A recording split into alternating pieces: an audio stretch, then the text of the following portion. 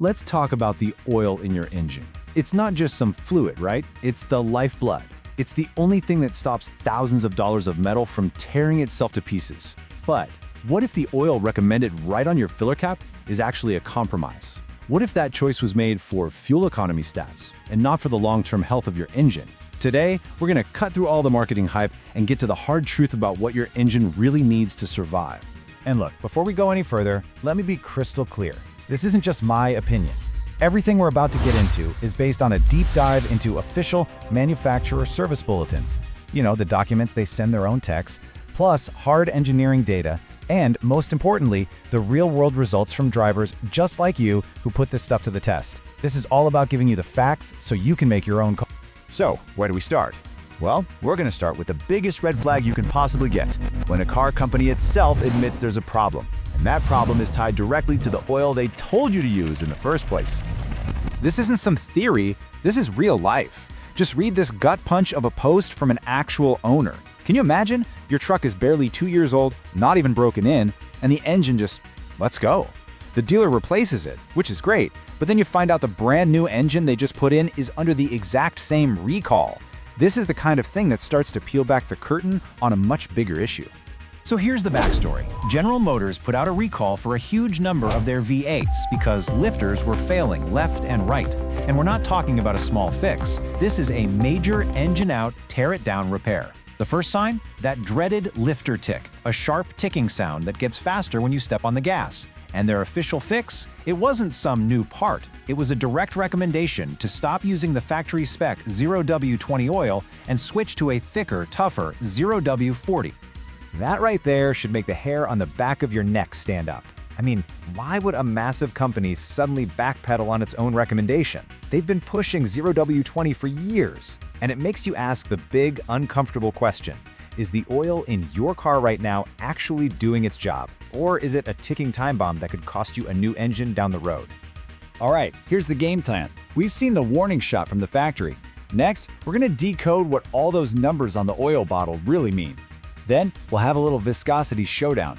After that, we'll figure out what your engine truly needs. And finally, I'll show you the ultimate way to know for sure what's going on inside your engine. Okay, let's get down to it. You walk into the parts store and you're staring at a wall of oil bottles. 0W-20, 5W-30, 0W-40. It looks like a secret code, but I promise you, it's not. Once you understand two key things, you've got it figured out. First up, that number with the W next to it. The W stands for winter. All you need to know is this tells you how well the oil flows when it's cold. This is all about how fast that oil can get from the bottom of the engine to the top right after you turn the key. The lower the number, the faster it moves when it's cold. That's it. So what does that look like in the real world? Well, a 0W oil, like a 0W-20, will flow just fine all the way down to a bone-chilling minus 40 degrees. A 5W oil, on the other hand, is only good down to about minus 31. Now, 9 degrees might not sound like a huge deal, but trust me, it makes a massive difference in how quickly your engine gets protected on a cold morning. Now let's talk about that second number, the 20, the 30, the 40. This is the one that really gets people talking. This number is all about the oil's viscosity, or its thickness, when your engine is fully warmed up, sitting around 212 degrees Fahrenheit.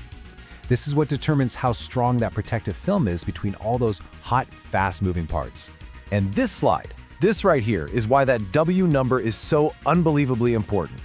Most of the wear and tear on your engine happens in those first few seconds after a cold start. According to data from Liquid Moly, a 0W oil gets to where it needs to be in less than 3 seconds. A 5W? It takes nearly 3 times as long. A 10W oil? An insane 28 seconds. Think about that. For almost half a minute, crucial parts of your engine are essentially running dry. That's damage you can never, ever get back. Okay, so you're probably thinking, got it. 0W is king for cold starts, no question. And you're right. But if it's so great, why on earth would GM tell people to switch to a thicker 0W-40? Why not just stick with the thinner 0W-20? Well, the answer is a tug of war between two totally different goals. See, on one hand, you've got the car manufacturer. They're under immense pressure from the government to hit fuel economy targets, these things called CAFE standards. Every little bit helps. Thinner oil means less friction inside the engine, which gives them a tiny little boost in MPG. But on the other hand, you have what your engine actually needs, especially when it's working hard: towing. climbing a steep hill, or just stuck in traffic on a hot day. It needs a thick, strong cushion of oil to keep metal from touching metal. And there it is, the conflict between fuel economy and maximum protection. So let's just lay it all out there. Let's look at the most common oils for modern engines and really break down the pros and cons of each one. What do you gain and what do you give up? Here we go, a side-by-side comparison. The 0W-20 that comes in a lot of new cars gives you fantastic cold start protection and the best fuel economy you can get. The trade-off? Its high heat protection is just good. Now, jump up to a 5W-30. You lose a little on the cold start and a bit on MPG, but you get better protection when things get hot. And then you have 0W-40, the one GM switched to. It gives you the best of both worlds. Excellent cold start flow, just like a 0W-20, but the absolute best high heat protection. The only thing you sacrifice is a tiny bit of fuel economy. So does this choice really make a difference in the long run? Oh, you better believe it. Industry research has shown that picking the right oil for the job can extend an engine's life by as much as 35%. Just let that sink in. That's the difference between your engine tapping out at 200,000 miles or cruising all the way to 270,000 miles. And this isn't just about the engine lasting longer. It's about saving you money right now.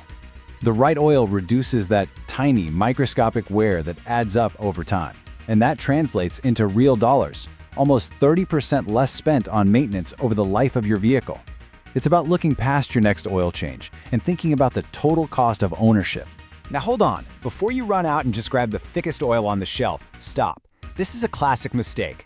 Yeah, back in the day with old, simple engines, thicker was usually better. But with today's high-tech, computer-controlled engines, going too thick can actually create a whole new list of headaches. Here's why. A lot of modern engines have systems like variable valve timing, or VVT. These things are constantly making tiny adjustments to improve performance and efficiency. But here's the kicker. They work using oil pressure. They were designed and calibrated assuming you're using oil of a specific thickness. If you go too thick, the oil can't flow through the tiny passages fast enough. The system gets laggy, and it can throw off your timing, hurt performance, or even set off your check engine light. Which brings us to the most important question of all. What's the right move for your car, with your driving habits, in your climate? Let's figure out a practical way to get you the right answer. This is it, the million-dollar question. Or maybe we should call it the $5,000 new engine question. And the answer isn't just one number, it's a decision you make based on a few key factors. Here's how you do it, just like a pro. Step 1, and this is non-negotiable, open your owner's manual.